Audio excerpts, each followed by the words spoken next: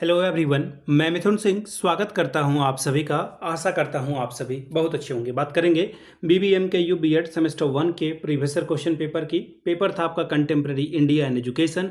Paper का code है TC 102 और 25-27 सेशन का ये क्वेश्चन पेपर है। आगे बढ़ें उससे पहले मैं आपको बता दूं, पिछले 5 साल के जितने भी प्रीवियस क्वेश्चन पेपर हैं, सारे क्वेश्चन पेपर की PDF आपको 49 रुपये में प्रोवाइड कर दी जाएगी, ताकि आप अपनी तैयारी ठीक ढंग से कर पाएँ।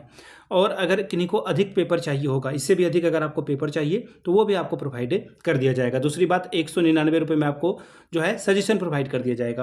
अब ये सजेशन क्या होता है? सजेशन यानी कि वेरी वेरी इंपॉर्टेंट क्वेश्चन, ऐसे सवाल जो एग्जाम के पॉइंट ऑफ व्यू से बहुत इंपॉर्टेंट है, कई दफ़ा पूछे जा चुके हैं, तो ये देखिए प्रोवाइड आपको कर दिया जाएगा। पिछले 10 साल के PYQ को स्कैन करके यहाँ पर तैयार किया जाता है इसे। दूसरी बात, आपका जो लेटेस्ट एग्जाम पैटर्न है, अभी आप देखोगे हाल में ही BBMKU ने MCQ हटा दिया, तो हम लोग लेटेस्ट एग्जाम पैटर्न को फॉलो करते हैं। तीसरी बात, आपका जो सिलेबस है, सिलेबस में जो टॉपिक है उसको ध्यान में रखा जाता है और हम लोग उसी के अकॉर्डिंगली चलते हैं।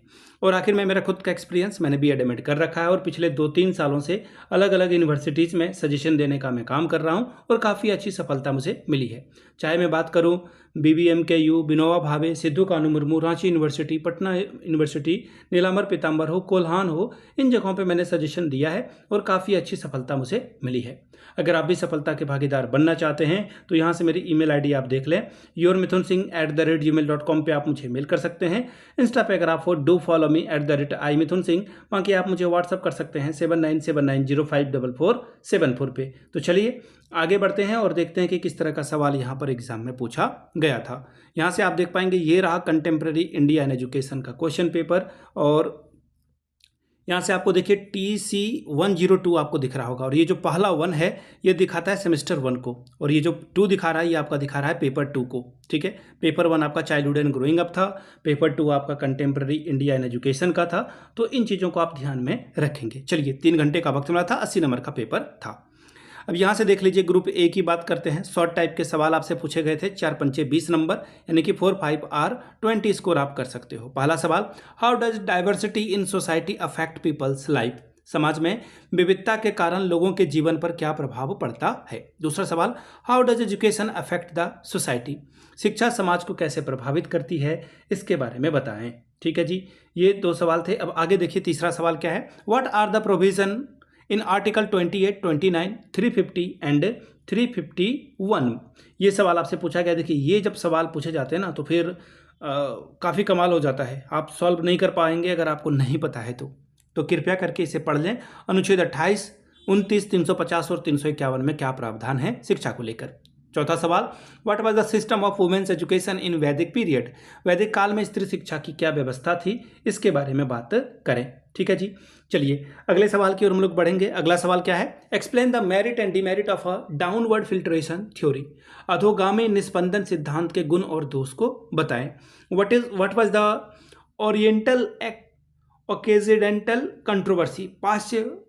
जो पाश्चात्य विवाद है वह क्या था, इसके बारे में बात करें। सवाल number 7, what is meant by the commercialisation of education? शिक्षा के व्यवसायीकरण के क्या अर्थ हैं। सवाल number 8, mention the educational efforts made to empower women? महिलाओं को सशक्त बनाने के लिए किए गए शैक्षिक प्रयासों का उल्लेख करें। बात करेंगे ग्रुप B की।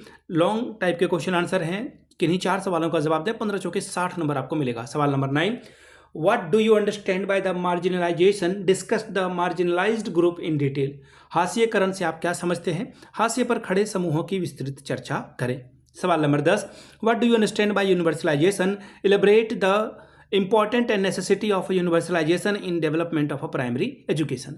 सार्वभौमिकरण से आप क्या समझते हैं? प्राथमिक शिक्षा के विकास में सार्वभौमिकरण के महत्व और आवश्यकताओं को विस्तार से लिखें। सवाल number 11, describe the recommendation of the Kothari commission in detail? Kothari commission जो कि 1964 से 66 तक बैठी थी, इसने क्या क्या रिकमेंड किया? त्रिभाषा सूत्र किया इन्होंने, और जो माध्यमिक शिक्षा है उसके ऊपर इन्होंने बहुत सारी टीका टिप्पणी की थी। इनके सिफारिशों का विस्तार पूर्वक वर्णन करें।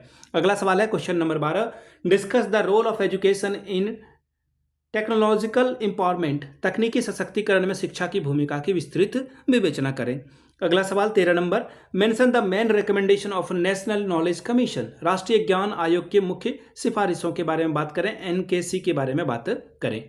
अगला सवाल देखिए क्या है 13वां, 13वां के बाद 14वां सवाल, describe the national policy on education 1986, mention the current education policy NEP 2020। राष्ट्रीय शिक्षा नीति 1986 का वर्णन करते हुए वर्तमान की शिक्षा नीति का तुलनात्मक व्याख्या करें।